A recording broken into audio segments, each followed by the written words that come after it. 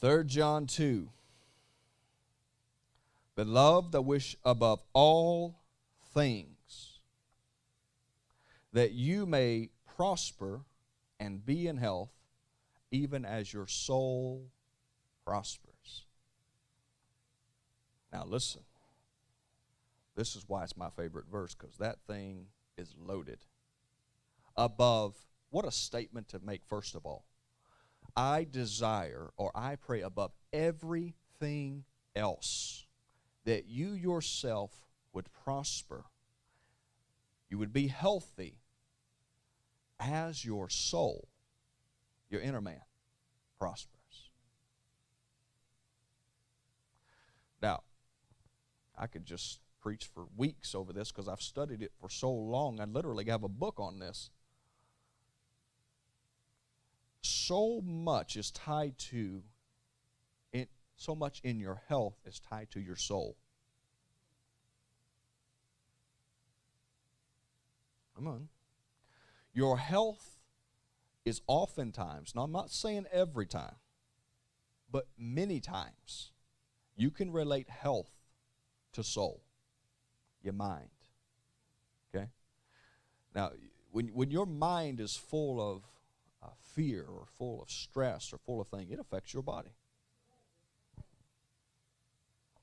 So you can see the benefit of this verse if you figure out that God wants to do a work on the inside of you and it's going to affect everything about you.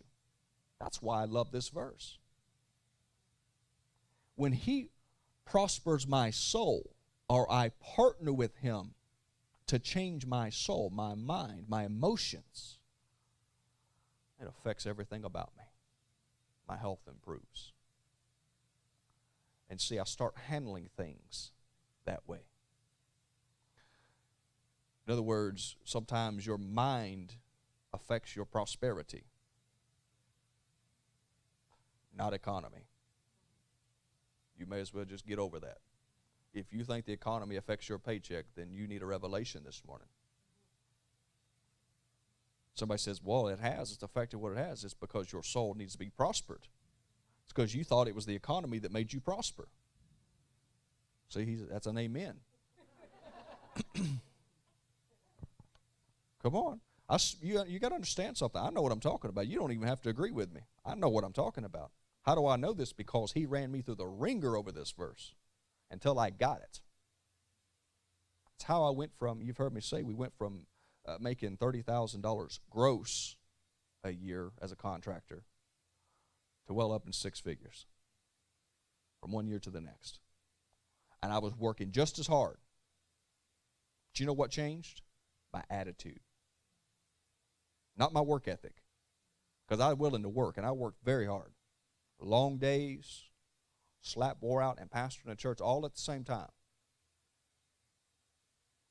And all my good deeds and all my hard efforts did not prosper my bank account. My great offerings, I'm not saying they didn't matter, but I'm going to tell you right now, you can give a good check, believe in something other than have a poor attitude, and you'll mess yourself up. You will.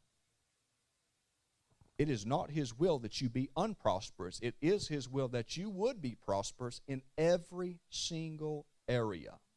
There is not an area that He desires you to be unprosperous in. You know? We just think it's about money. But it's really about your soul. Come on. It's really about your inner man. It's really about the attitude of your heart. That's what it's about. And if you get that revelation and it sinks into you that God desires, now how does He do that? Well, let's keep going. I'm going to mess around and stay on 3 John 2. I don't want to do that this morning.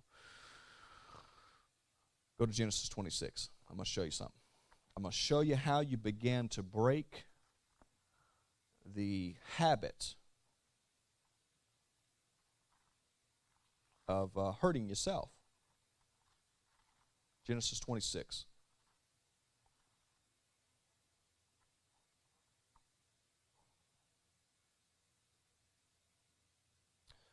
Hold on, put your finger there. Go to Genesis 20. Keep on. I'm going to show you something. Yes, ma'am. Genesis 20, and I want you to go to 26 as well. I want to show you something. I want to show you how generational things matter.